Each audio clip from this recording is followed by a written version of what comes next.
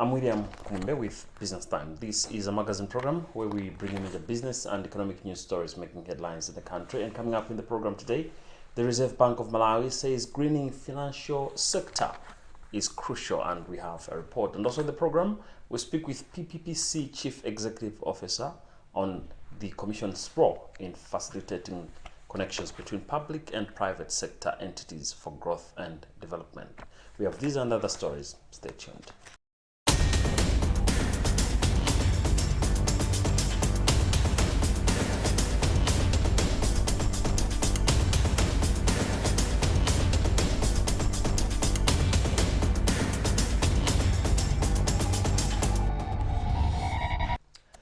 In our main story in the program today, the Reserve Bank of Malawi has said ensuring that the financial sector players provide more financing towards efforts against climate change would be critical in taming inflation.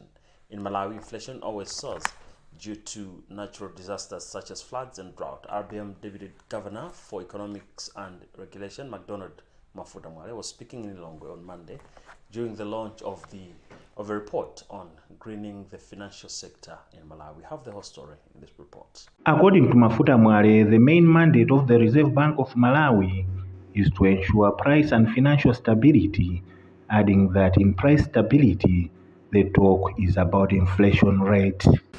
In price stability, we talk about inflation rate. We have realized, or indeed I could say that this is out of a realization to say that we cannot fight inflation just by the sake of doing policies in the central bank. We need to start from where does inflation gets created. For just a layman's point of view, you know in Malawi, when there's a drought, which is a climate-related occurrence, our inflation is always high. As of now, we are saying that our inflation is high. Largely, it's because of food prices, which get affected by food production, which get affected by the climate or by the weather conditions that we have had last year. So it is a realization to say, let's also participate in issues to tackle climate risks so that in the end we can have an easy ride, or we can have a link to the inflation fight that we are always concerned with as a central bank, as a financial sector. So indeed, the issues of climate change do come into our policies as we are fighting inflation, as we are also making sure that our financial sector is stable. When a disaster hits, the financial sector is affected, insurance companies are affected, and even banks are supposed to support a lot of government initiatives to cushion those that are affected. So it is indeed something that does affect everybody, including growth of the country. While welcoming the idea of greening the country's financial sector, economic commentator Marvin Banda urged caution against importing technology that is obsolete. When we speak about how the Reserve Bank should then look at this, I don't think it's a feasible thing from a monetary point of view for us to be giving breaks to commercial banks that create liquidity, which is M2. M2 is what is most prevalent in its structural inflation in Malawi. Now, if we say that just because a bank is financing green projects, then they can be creating M2 willy-nilly, it's going to be detrimental to monetary policy itself. So some of these things we need to be extremely cautious about when we're looking at them. If we're looking at capital, for example, capital is also created by M2. So it goes back to the same thing. Now, we understand that there is a need for the world to be more carbon neutral, but if we look at Malawi, we're going to end up getting technologies that are obsolete, because the first wave of the biggest dumping of some of these technologies is going to occur in 2030. Now, we understand that we utilize a lot of second-hand technologies. Now, if we get technologies that are depleting and they're coming to our nation, we're going to be in a situation where we're going to find ourselves as the dumping grounds for some of these technologies. And the second wave is coming in 2050. So before we adopt some of these things, we need to look at the problems that these advanced nations are facing in adapting these things. And also, we need to not just adapt them, but also we need to look at areas in which are not going to be detrimental to our GDP. Climate change has in recent years seen Malawi being hit by various tropical cyclones as well as droughts, which have affected the country's crop production, which in the end has led to the rise in inflation. Now, last week, Malawi hosted the first ever Malawi EU Investment Forum. It was aimed at creating a platform for display of investment and trade opportunities between Malawi and the EU member countries for exploitation.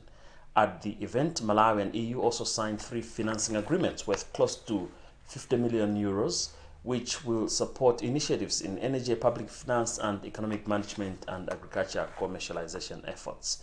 About 34 million euros will be for agriculture commercialization outcome project, about 14 million euros for public finance and economic management, while about 770,000 euros will be for enhancing energy transition in Malawi. Now, public-private partnerships are inevitable in the implementation of the projects. We engage Public-Private Partnership Commission Chief Executive Officer Patrick Kabambe on how the Commission is positioned to create the necessary linkages. The mandate of the PPP Commission is to develop projects on behalf of government, ministries, departments, and agencies, projects which can be implemented with private sector participation, either financing or expertise, and therefore we do have quite a number of projects in our pipeline.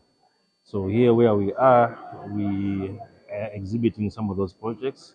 We have the various materials that investors are coming to inquire to see which ones they can be interested to participate in. But also, if you listen to the panel, the number of institutions that have come forward with various project ideas. We've had projects from energy, from agriculture, from tourism, and some of those projects will require funding from the private sector. Some of those projects, yes, they require funding from private sector, but they would want government to also take part. So there may be an equity participant in the project. So that's where we come in, because that's our mandate to really structure an arrangement whereby those projects are, beneficial to both the government and the private sector, and that they are affordable to the users of those projects. So that's why we are here, and we're excited to be part of this forum. So you see, it's important that there are certain projects which are very strategic in nature, very important to government, where you don't want to leave everything to the private sector. So those projects, government want to play a role, and it's important that we look at those projects and that we work together with the ministries and owners of those projects, so that we are able to structure them in a way that government benefits from these opportunities. On the other hand, the international private investors also get comfort in the fact that government is a player in this project, because certain risks are better handled by government. So it also gives comfort to investors. So it's an opportunity whereby we can bring together private investors from Europe and government departments to really implement these projects. I think the future is very bright. First of all, everybody realizes that infrastructure development in Malawi will not happen just depending on the national budget. The public purse is really coming under pressure, and therefore we need to think outside the box to identify new ways of financing these projects, and PPPs provide that opportunity. Yes, there are challenges. As you heard from the plenary, the current macroeconomic challenges are an issue that have been raised by most of the investors, but through the feasibility studies that we undertake, we find ways of mitigating those challenges. Uh, in an environment whereby we have this challenge doesn't mean that we can't move forward. So it's our job as a commission working with all the concerned parties to find solutions to those challenges and make those projects viable both commercially and socially. One of the mining firms conducting exploratory works in the country, Chilwa Minerals Limited, has opened a laboratory worth about $250,000, which is equivalent to 440 million kwacha in Neno district. Located inside the Motor Inji campsite in the district, the lab will be used to prepare samples for further testing in Europe. Chilwa Minerals Limited Managing Director Cadel Bass said the aim is to streamline its samples processing and analysis procedures, as previously the company had to ship some to South Africa for testing, a process that could take up to 6 weeks. Kumwembe Mangazi has the whole story. Located inside a motor angel campsite in Neno district, the lab will be used to prepare samples for further testing in Europe. Chilwa Minerals Limited Managing Director Cadel Bass says the aim is to streamline its sample processing and analysis procedures, as previously the company had to ship samples to South Africa for testing, a process that could take up to 6 weeks. From a process-driven perspective, we no longer have to ship our samples down to South Africa. Previously, in the first 6 months, we were putting them on large trucks, moving them down to South Africa where this process was happening. So that's probably the first thing. But the second thing is, as I think you could all agree, this is a statement about our intent to be in Malawi and our sort of long-term vision and future of how we can coach and teach people in Malawi the processes required. So it's a two-phase thing, I think. I think just the hard equipment, you're sort of talking around $250,000 just for the laboratory, but obviously you can see the facilities here which we lease off Motor Angel, the concreting of the floor. So there was just, in order for us to go through this process, it wasn't just a case of purchasing a laboratory. I had to make sure that the area, surrounding area, so it's hard investment, and then it's also, I suppose, people investment. You know, we've now got about 30 people that will be involved with this lab. As we said today, next week we'll be employing 4 local people that are not skilled in this area, and we will be training them up. So that's 4 local people. So we're also engaging local geologists as well. So you know, it's a hard investment, and then it's also an investment in people. So this is a long-term investment. We believe that we have a project on our hands. So the payback would probably be about a year before we can actually sort of recoup that money of what we would have sent. But as I said, if we believe that this is a project and we keep investing in it, then we'll be obviously able to use this for many years to come. So, you know, and time-wise, I think the other thing is time. So for us to go from Malawi down to South Africa, they were on a truck, as you can see all those samples there. They go in batches. That takes like sort of six weeks to get there. Then they get assayed, so it's another sort of 4 to 6 weeks. And then by the time they get to Perth. So we actually think we're going to be saving about 8 weeks per batch. So that's actually significant for us. So yeah, it's hard to quantify a dollar saving, but you know, in simple terms, we believe, you know, the investment would be close to being a 12-month payback. As a company, we're very focused on looking after our community, so we've done a lot of community engagement.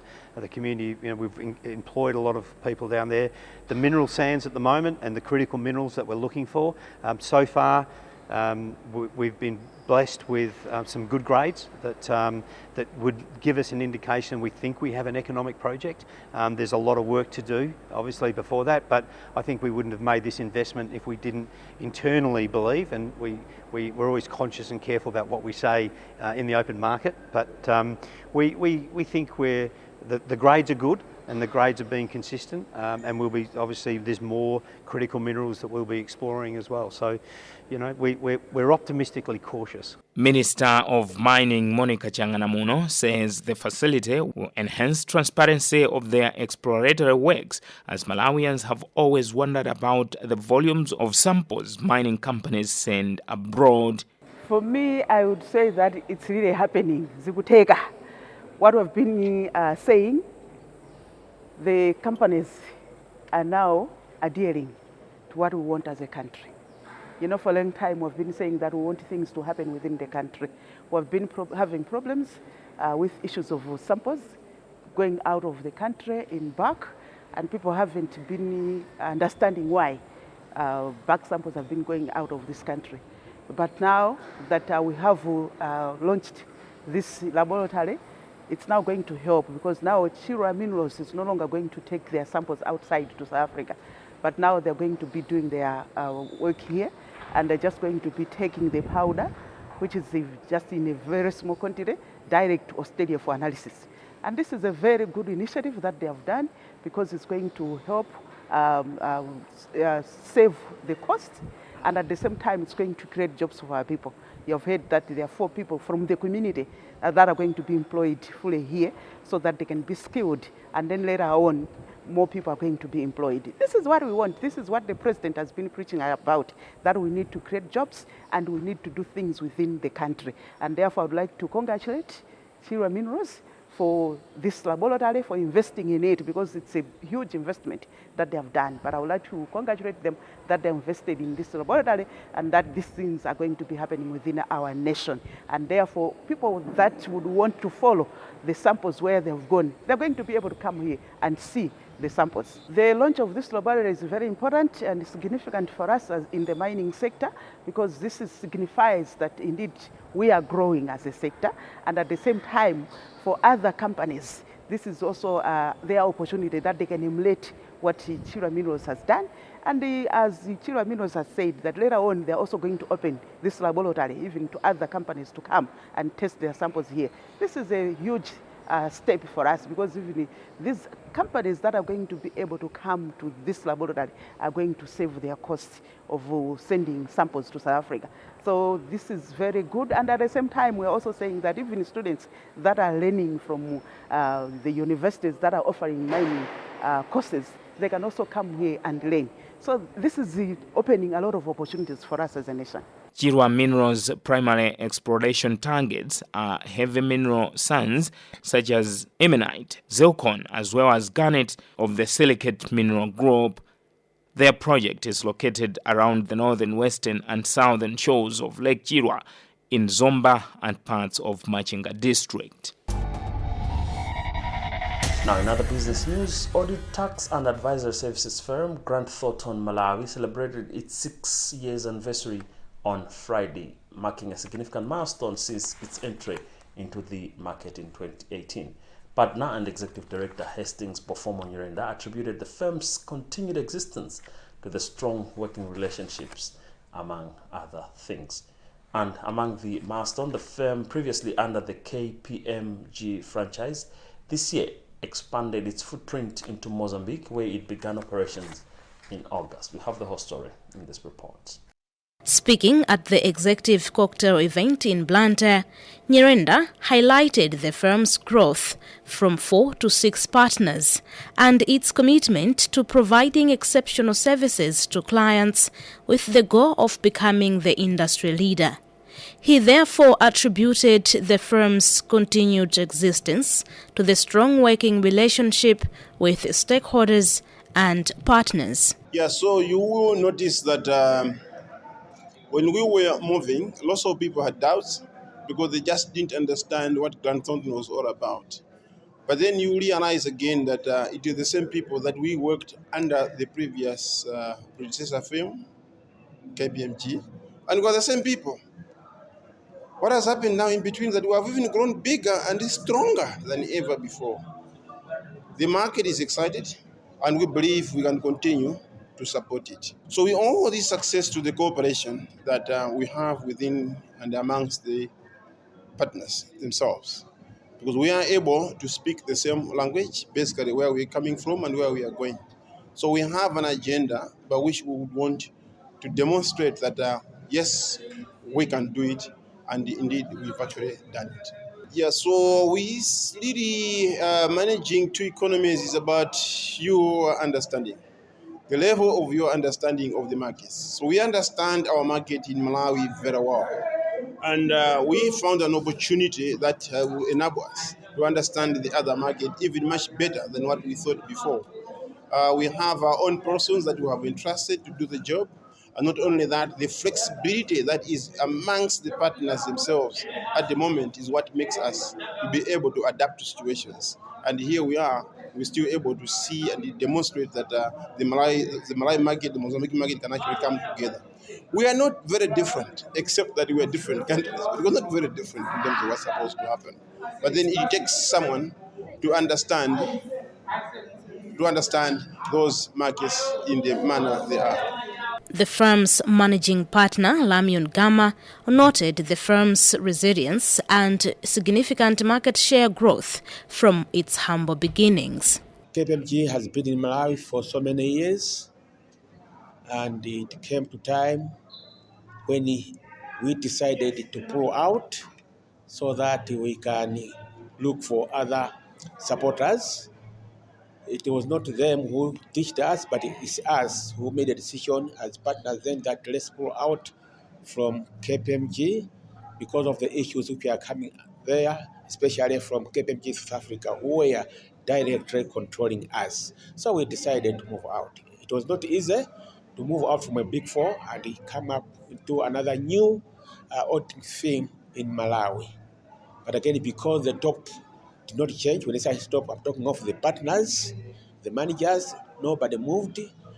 Since then up to now, all the managers, all the partners have been together, and that added value, or it helped us to keep some of our key clients.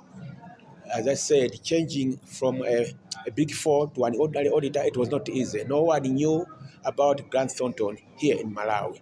But again, we did our marketing, we did convince some clients, and those who were group clients, maybe the head office in South Africa, whatever, they did move out, but now they are coming back to us. So it was a mixed up. St. John's Ambulance President James Napambo observed that many Malawian-run companies have failed to grow due to a lack of strong partnerships. All that I was saying is that, like Grant Thornton, you have got two big partners, and these are Mr. Bofomo Nyirenda and Mr. Ian Gama. Yeah? These people are the ones who are running the company. They brought in other shareholders into the company, other partners, but for that company to run the way it is running, you need the two of them to understand each other, and that's what I call the chemistry. The chemistry of the two people must be such that they can talk. Sometimes they will disagree, but they should be able to come back to work together and talk something sensible for the company.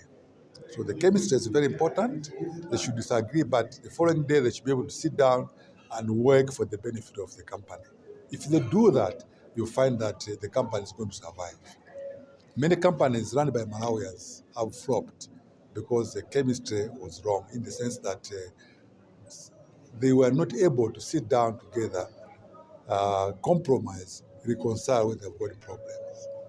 Very often you find that when the company has paid big monies, everyone wants to get a big chunk of that money. But in a partnership like that one, it happens that 1 year, one person brings in more money than the other. So they must be able to understand each other and share the money in the best interest of the company. Make sure that the company belongs to them. Because if they don't do that, the company is going to flop. And when it flops, it means the employees will suffer and the owners of the company are going to suffer as well. Meanwhile, CDH Investment Bank Deputy Chief Executive Officer Beatrix Mosiwa applauded Grant Thornton's expansion into Mozambique, describing it as a sign for growth. It's a great development. It shows that indeed from scratch, where they built up the firm from KPMG to become Grant Thornton, they have achieved a lot. It's 6 years now. The firm is still standing. And from the gathering tonight, I saw quite a number of alumni, but also the clients that they serve, and also the development that they have gone into Mozambique.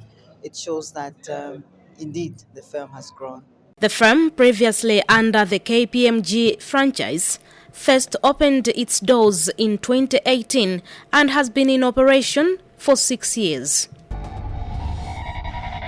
Well, with that story, we've also come to the end of today's edition of the program Business Time, a magazine program in which we bring you major business and economic news stories making headlines in the country. On behalf of the entire production team, my name is William Kumwembe. Thank you for watching, but always remember, if it doesn't make money, it doesn't make sense. Stay safe and goodbye for now.